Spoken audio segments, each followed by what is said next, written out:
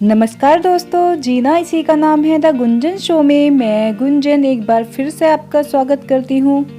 Friends, आज मैं आपको किला परीक्षितगढ़ के ऐसे तीर्थ स्थलों से परिचित करवाऊंगी जिनमें महाभारत कालीन व उससे भी प्राचीन होने के साक्ष्य आज भी उपलब्ध हैं। इनको देखने मात्र से ही यह प्रतीत होता है कि ये कितने प्राचीन हैं। तो फ्रेंड्स, वीडियो में काफ़ी कुछ है देखने के लिए, तो शुरू करते हैं। फ्रेंड्स, सबसे पहले मैं आपको बता दूं, जिस मंदिर में हम आए हुए हैं उसका नाम है प्राचीन गुफा गोपेश्वर सिद्धपीठ। यह वो गुफा है जिसमें कहा जाता है कि जब श्री कृष्ण भगवान कौरव पांडव की संधि के लिए हस्तिनापुर गए थे तो वो यहीं पर उन्होंने विश्राम किया था। बताया जाता है कि गुफा में जो नीचे की तरफ जो जगह है वहीं पर श्री कृष्ण भगवान ने विश्राम किया था। और इस गुफा से 3 रास्ते जाते हैं, जो एक श्रृंग ऋषि के आश्रम में खुलता है, एक माता गांधारी का जो तालाब है किला परीक्षितगढ़ में उसमें खुलता है, और उसी में से एक रास्ता जाता था हस्तिनापुर। तो इसी रास्ते से होकर श्री कृष्ण भगवान हस्तिनापुर गए थे। आज के टाइम में गुफा के तीनों रास्ते बंद हैं। मंदिर में पुजारी जी ने बताया कि इन रास्तों से होकर काफी पानी गुफा में इकट्ठा होने लगा था, तो इस वजह से इन रास्तों को बंद कर दिया गया। बताया जाता है कि बाद में आकर नित्यानंद महाराज जी ने भी यहाँ पर लगातार 20 वर्षों तक तपस्या की, तो अब भी इनकी पूजा का स्थान यहाँ पर है और अब लोग नित्यानंद महाराज जी की भी पूजा अर्चना यहाँ पर करते हैं। देखने से ही प्रतीत होता है कि ये गुफा काफ़ी प्राचीन है। बाद में इसका सौंदर्यीकरण किया गया है। बताया जाता है कि जहाँ पे ये टाइल्स वगैरह लगी हुई हैं, यहीं पर गुफा के रास्ते थे।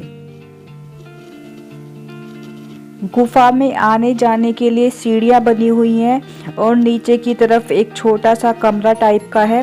तो इस तरह से ये गुफा है और यहाँ पर श्री कृष्ण भगवान ने विश्राम किया था, इसी वजह से इसका काफ़ी महत्व यहाँ पर है।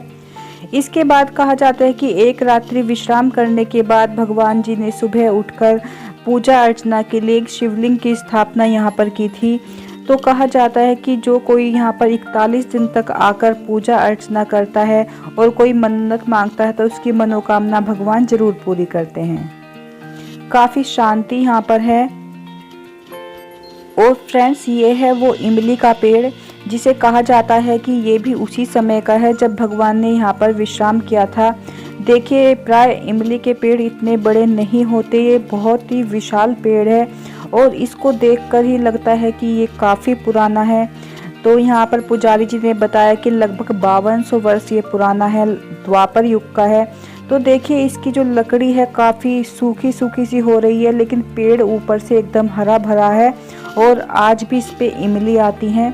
तो इस पेड़ को भी काफ़ी प्रामाणिकता प्राप्त है। कुछ चीज़ें अपने महत्व का व्याख्यान खुद ही करती हैं, उनके बारे में कुछ भी कहने की या बताने की आवश्यकता नहीं होती है।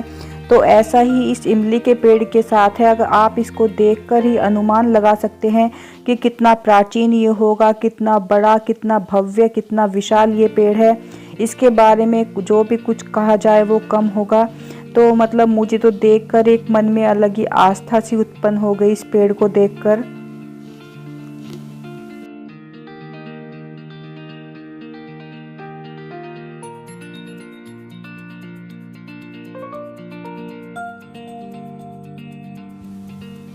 और फ्रेंड्स, काफ़ी अच्छा मुझे यहाँ पर आकर लग रहा है, मतलब खुद के लिए काफ़ी अच्छा लग रहा है कि इतनी पावन भूमि पर आने का मौका मुझे मिला।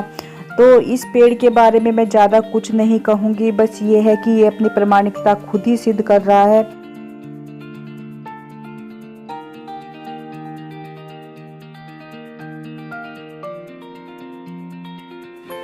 यहाँ से थोड़ी दूरी पर ही राधा कृष्ण की मूर्ति लगी हुई है। ये तो उस समय की नहीं है, इनको तो बाद में यहाँ पर स्थापित किया गया।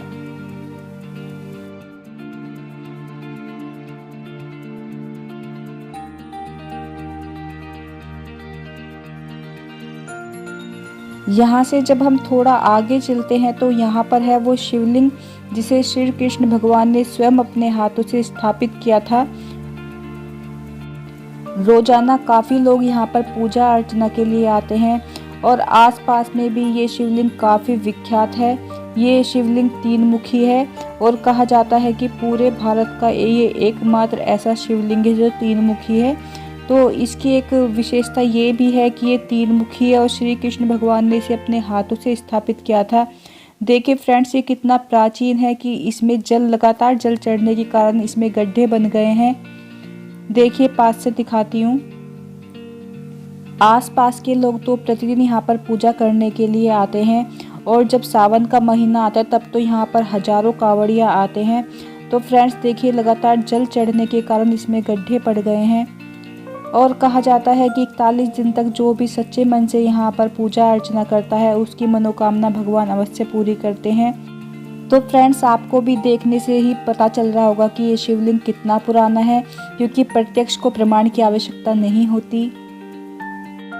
और फ्रेंड्स, यहाँ पर जो ये हनुमान जी की मूर्ति है, इसके बारे में कहा जाता है कि इसकी कई बार कांच से फ्रेमिंग कराने की कोशिश की गई, लेकिन ये फ्रेम के अंदर रहना पसंद नहीं करती, वो उसका कांच का फ्रेम अपने आप टूट जाता है। तो फ्रेंड्स, काफ़ी धार्मिक स्थल है ये। अगर आपको इसके बारे में नहीं पता तो एक बार यहाँ पर ज़रूर आएँ, क्योंकि कुछ चीज़ें हमारे आसपास ही होती हैं लेकिन पता ना होने के कारण हम उस जगह जा ही नहीं पाते। तो फ्रेंड्स, अगर आपको नहीं पता तो मैं आपको एक बार फिर से बता दूं, ये किला परीक्षितगढ़ में है और इस मंदिर का नाम है प्राचीन गुफा गोपेश्वर सिद्धपीठ मंदिर। इसके बाद हम चलते हैं श्रृंग ऋषि के आश्रम, जो यहाँ से थोड़ी ही दूर पर है। फ्रेंड्स, कहा जाता है कि कलयुग की शुरुआत यहीं से हुई थी। कैसे हुई थी वो मैं आपको बताती हूँ। फ्रेंड्स, सबसे पहले तो मैं आपसे सॉरी बोलना चाहती हूँ। जब हम श्रृंग ऋषि के आश्रम आए तो यहाँ पर काफ़ी कुत्ते और बंदर थे, जिसकी वजह से हम गाड़ी से नीचे नहीं उतर पाए। तो मैं आपको दूर से ही दिखाती हूँ। यह है श्रृंग ऋषि का आश्रम और ये है वो पेड़ जिसके नीचे बैठकर ऋषि तपस्या कर रहे थे। तो मैं आपको पूरे विस्तार से बताती हूँ। राजा परीक्षित, जो अर्जुन के पौत्र अभिमन्यु के पुत्र थे, उन्होंने राजा बनने के बाद अपने नाम परीक्षित के नाम पर एक नया राज्य बनाया, परीक्षितगढ़, और उसे अपनी राजधानी बनाया। कहा जाता है कि एक बार शिकार खेलते समय राजा परीक्षित को प्यास लगी तो वो ऋषि के आश्रम में आए। ऋषि शमीक इसी वृक्ष के नीचे तपस्या कर रहे थे। तो राजा परीक्षित ने उनसे पानी मांगा, लेकिन ऋषि ने कोई जवाब नहीं दिया क्योंकि वो तपस्या में लीन थे। तो क्रोध में आकर राजा परीक्षित ने उनके गले में मरा हुआ सांप डाल दिया। देखिए, जो मूर्ति बनी हुई है इसमें जो ऋषि हैं उनके गले में मरा हुआ सांप पड़ा हुआ है। तो तभी जो ऋषि के पुत्र थे पास ही में नदी में स्नान कर रहे थे, उन्होंने आके राजा परीक्षित को श्राप दिया कि 7 दिन के अंदर सांप के डसने से तुम्हारी मृत्यु हो जाएगी। तो काफ़ी सावधानी बरतने के बाद भी 7 दिन के अंदर तक्षक सांप के काटने से राजा परीक्षित की मृत्यु हो गई। फ्रेंड्स, ये है वो हवन कुंड जिस पे ऋषि हवन किया करते थे। और ये जो कुआं आपको दिखाई दे रहा है, इसके बारे में ऐसी मान्यता है कि जो कोई इसके जल में स्नान कर ले, उसे कितना भी पुराना चर्म रोग क्यों ना हो, एकदम ठीक हो जाता है। फ्रेंड्स, वो शमीक ऋषि थे जिनके गले में राजा परीक्षित ने मरा हुआ सांप डाला था।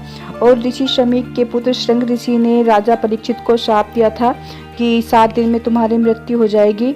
और देखिए फ्रेंड्स, कितने कुत्ते और बंदर यहाँ पर हैं। इन्होंने हमें देखते एकदम भौंकना स्टार्ट कर दिया था।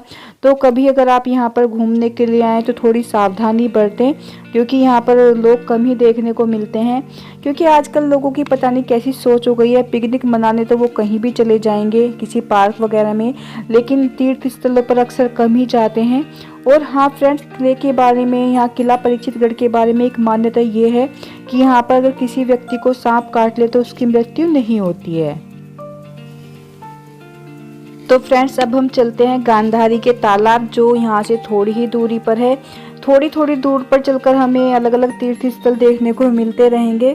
तो यहाँ पर भी काफ़ी कुछ है देखने के लिए। फ्रेंड्स, अब हम आ गए हैं गांधारी के तालाब और श्रृंग ऋषि के आश्रम हम गए थे। वहाँ पर बहुत ज्यादा कुत्ते और बंदर थे। तो हम गाड़ी से जैसे ही नीचे उतरे तो सारे कुत्तों ने हम पे अटैक कर दिया। बंदरों ने कुछ नहीं कहा, लेकिन बंदरों के देख के हमें थोड़ा डर लगा, लेकिन बंदरों ने कुछ नहीं किया। लेकिन जो वहाँ पे कुत्ते थे वो थोड़ा अलग तरीके थे, हमें देखते उन्होंने भौंकना स्टार्ट कर दिया। और पूरे वहाँ पे बिल्कुल सुनसान था, कोई मतलब पुजारी वगैरह वहाँ पर नहीं थे। तो फिर हमें थोड़ा ठीक नहीं लगा, क्योंकि बच्चे भी हमारे साथ में थे। वहाँ से हम आ गए। अब हम यहाँ पर आए हैं। तो देखिए फ्रेंड्स, यहाँ पे ये गांधारी का तालाब है और फिलहाल ये एकदम सूखा हुआ है, क्योंकि कहा जा रहा है कि यहाँ पे इसकी साफ सफाई होनी है। तो तो इसके बारे में मान्यता है कि यहाँ पर गांधारी नहाने के लिए आया करती थी। और देखिए चारों कोनों पे ये पिलर से बन के चबूतरे बने हुए हैं, उनमें से एक चबूतरे पे हम खड़े हैं। तो इनके नीचे ना गुफा है, इनके नीचे गुफा है। फिलहाल जो 3 कोनों से जिस पे हम खड़े हैं, बाकी 2 वो सामने वाले, वो जो गुफा के रास्ते हैं उनको बंद किया हुआ है। लेकिन उधर से सामने देखिए थोड़ा दूर पड़ रहा है, लेकिन मैं आपको यहीं से दिखाती हूँ, वो वाला रास्ता भी खुला हुआ है। कहा जाता है कि गांधारी इसी गुफा से नहाने के लिए आया करती थी।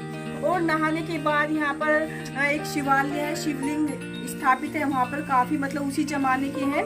तो वहाँ पर वो पूजा किया करती थी। तो अब हम उसी मंदिर में चलते हैं, उसके दर्शन मैं आपको कराती हूँ। और पहले यहाँ पे क्या था, बस ये तालाब था और जो शिवालय है वो था, बाकी मंदिर यहाँ पर नहीं थे, बाद में बने हैं। तो मतलब काफी ऐतिहासिक स्थल ये है और काफी अच्छा लगता है यहाँ पे आके। अब तो थोड़ा धूप सी हो गई है, सुबह के टाइम और शाम के टाइम तो यहाँ पे काफी अच्छा लगता है। और जब इसके में तालाब में काफी पानी रहता है तो यहाँ पर बहुत सुंदर लगता है देखने में। इस स्थान के बारे में ये भी मान्यता है कि ये रामायण काल में गार्गी ऋषि का आश्रम था और ऋषि यहाँ पर तपस्या किया करते थे। जब माता गांधारी को इसके महत्व का पता चला तो उन्होंने 68 तीर्थ स्थलों का जल लाकर इसमें डाला था। तो इसके बाद गांधारी माता ने यहाँ पर काफ़ी आना जाना शुरू कर दिया। तो इसका महत्व रामायण काल का है, काफ़ी पौराणिक है। और फ्रेंड्स, अभी अभी आपने रास्ते में एक टूटा हुआ पेड़ देखा होगा, ये कदम का पेड़ है। कहा जाता है कि टूटने के बाद भी इसके कुछ पत्ते आज भी हरे हैं। तो फ्रेंड्स, ये है वो गुफा जो हस्तिनापुर जाती है और जो मैंने आपको दिखाया था गोपेश्वर सिद्धपीठ में जो गुफा थी वहाँ पर भी जाता है और एक शृंग ऋषि के आश्रम में भी जाता है। तो यह काफ़ी प्राचीन गुफा है और माता गांधारी इसी से आया करती थी। तो फ्रेंड्स, ये है वो गुफा जहाँ से गांधारी नहाने के लिए आया करती थी। और ये वही वाला दरवाजा है जो शृंग ऋषि के आश्रम में भी खुलता है। तो फ्रेंड्स, यहीं से फिर वो शिवलिंग की पूजा करने के लिए जाया करती थी। तो अब हम उसी मंदिर में चलते हैं।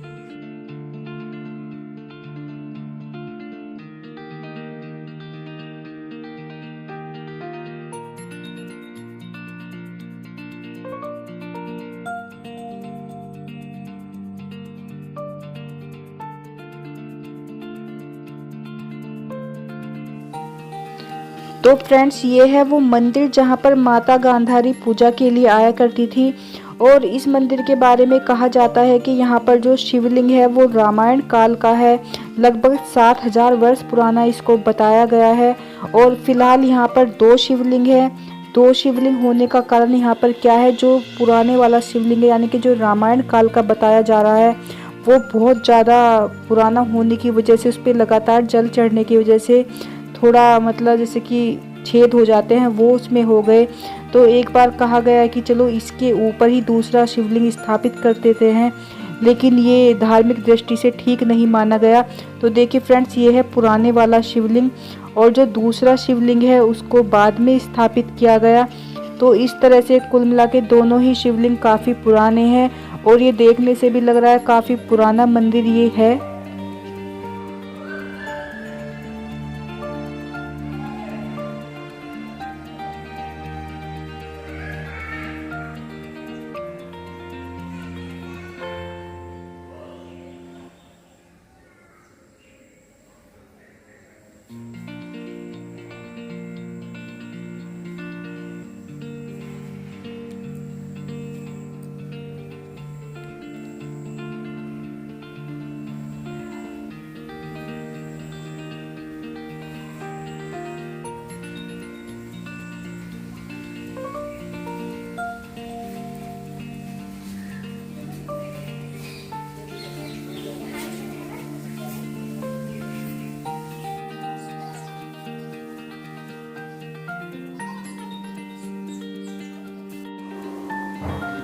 मंदिर से बाहर निकलकर बाएं हाथ पर 2 नंदी रखे हुए हैं।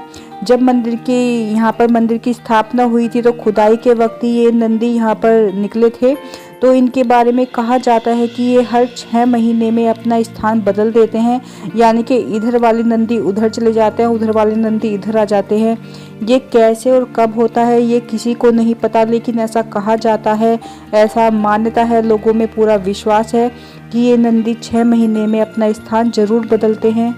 कुछ लोगों का कहना है कि इनमें एक नंदी है और एक शेर है। जो भी है, लेकिन ये कहा जाता है कि ये अपना स्थान जरूर बदलते हैं, तो इनकी भी काफ़ी लोग पूजा अर्चना यहाँ पर करते हैं। इससे थोड़ा ही आगे चलकर यहाँ पर काफ़ी प्राचीन कुआं है।